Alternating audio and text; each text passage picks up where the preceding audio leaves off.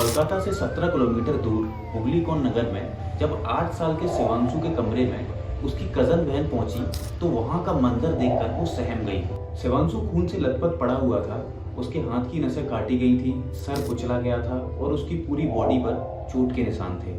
शिवांशु का किसी ने बहुत बेरहमी से कत्ल कर दिया था और उसके कमरे में हर तरफ से खून ही खून पड़ा हुआ था और कमरे में टीवी काफी तेज आवाज में चल रहा था, मानो कातिल चाहता ही नहीं था कि शिवांशु की आवाज कमरे से बाहर जाए। और जब पुलिस वहां पर पहुंची तो पुलिस को ये मंजर देखकर सिर्फ एक ही मन में सवाल आया कि आखिर इस बच्चे से किसी की क्या दुश्मनी रही होगी जो इसका इतनी बेरहमी से कत्ल कर दिया गया। शिवांशु की इस कदर बेरहमी से हत्या की गई थी कि मानो कातिल चाहता ही नहीं था कि वो किसी भी तरीके से जिंदा बच पाए।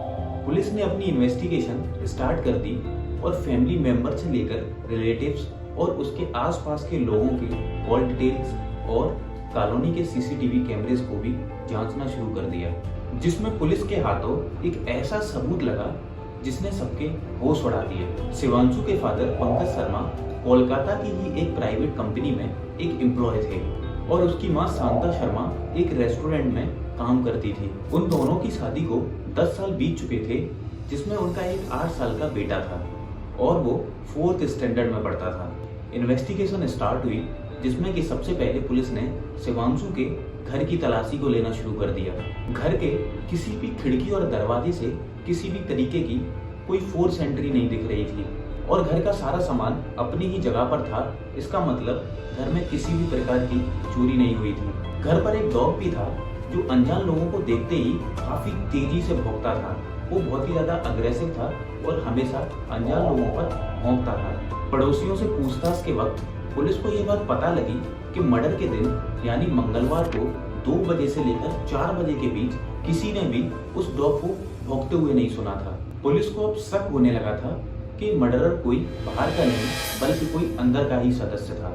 पुलिस ने फैमिली मेंबर, रिलेटिव्स और दोस्तों सबके फोन नंबर्स लिए ताकि किसी भी तरीके का उनको कोई क्लू मिल सके, लेकिन उन सबकी कॉल रिकॉर्डिंग से पुलिस को कुछ खास मिला नहीं। अब पुलिस ने सीसीटीवी कैमरेज को काफी अच्छी तरीके से देखना शुरू किया, यह जानने के लिए कि 2 बजे से लेकर 4 बजे के बीच में मोहल्ले में किन किन लोगों का आना जाना रहा है। पुलिस को सीसीटीवी कैमरे में एक ऐसी वीडियो दिखाई दी जिसमें कि एक महिला अपने मुंह पर मास्क लगाए हुए है और वो बार बार उसी गली में आना जाना कर रही थी और उसकी बॉडी लैंग्वेज देखकर पुलिस को उस पर शक हो जाता है।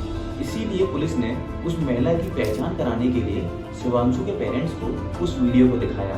वीडियो को देखते ही शिवांशु की मां ने उस औरत को पहचानने से मना कर दिया, लेकिन वहीं शिवांशु के फादर ने उस औरत को देखते ही पहचान लिया। वो औरत कोई और नहीं बल्कि शांता की करीबी दोस्त इसरात परवीन थी, जिसका कि उसके घर काफी आना जाना भी था और जिसे शिवांशु अपनी मासी कहकर भी बुलाता था। पुलिस को अब शक हुआ कि कहीं शिवांशु के फादर पंकज और इसरात के बीच में किसी तरीके का कोई अफेयर तो नहीं है। इसलिए पुलिस ने पंकज की कॉल डिटेल्स को निकलवाया, जिसमें कि उन लोगों को कुछ खास नहीं मिला, जिससे कि ये बात कंफर्म हो सके कि उन दोनों के बीच में किसी भी तरीके का कोई रिश्ता था। लेकिन जब पुलिस ने इसरत की कॉल डिटेल्स को निकलवाया तो उसकी कॉल डिटेल्स कुछ और ही कहानी बयां कर रही थी। मर्डर वाले दिन इसरत का फोन नंबर सुबह के 1 बजे से लेकर रात के 8 बजे तक 7 घंटों के लिए स्विच ऑफ था। साथ ही में पुलिस को एक नंबर और मिला जिससे कि इसरत घंटों घंटों तक डेली बात किया करती थी। पुलिस ने जब उस नंबर को चेक करवाया तो वो ये देखकर हैरान रह गई, क्योंकि वो नंबर किसी और का नहीं बल्कि शिवांशु की मदर शांता का था, जिससे कि इसरत घंटों घंटों बात किया करती थी। और फिर पुलिस ने उन दोनों के बीच हुए व्हाट्सएप मैसेजेस को रिट्रीव करवाया और मैसेजेस को पढ़कर पुलिस पूरी तरीके से हैरान रह गई। मैसेजेस को देखकर पुलिस को ऐसा लग रहा था मानो जैसे कि वो चैट किसी गर्लफ्रेंड और बॉयफ्रेंड के बीच की थी। पुलिस को अब यह बात पूरी तरीके से समझ में आ चुकी थी कि शिवांशु की मदर शांता का इसरात के साथ अफेयर था। पुलिस ने जब इस बात को लेकर आसपास और उनके पड़ोसियों से पूछताछ की तो सबका यही कहना था कि उन लोगों को इस चीज के बारे में कुछ भी नहीं पता है। लोगों का कहना था कि अक्सर इशरत शांता के घर आया करती थी और शांता इशरत के घर जाया करती थी, मानो जैसे कि वो लोग काफी करीबी दोस्त हैं। और शिवांशु भी इशरत को मौसी के करीबी बुलाता था।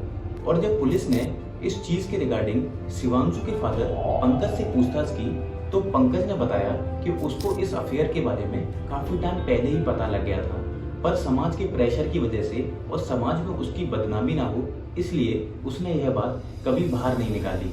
बट इन सभी बातों का शिवांशु के मर्डर से आखिर क्या कनेक्शन था और इशरत का ही फोन नंबर इतने समय के लिए मर्डर वाले दिन ही क्यों स्विच ऑफ था और इशरत बार बार सीसीटीवी कैमरे में उस एरिया में क्यों नजर आ रही थी। पुलिस को ये सब चीजें देखकर इशरत पर शक होता है और वो इशरत और शांता दोनों को उठा लेती है। इन्वेस्टिगेशन में शांता टूट गई और उसने सारी बातें पुलिस को बता दी कि कैसे उसने अपने ही बेटे शिवांशु का मर्डर किया, जिसमें कि उसका साथ इशरत ने भी दिया था।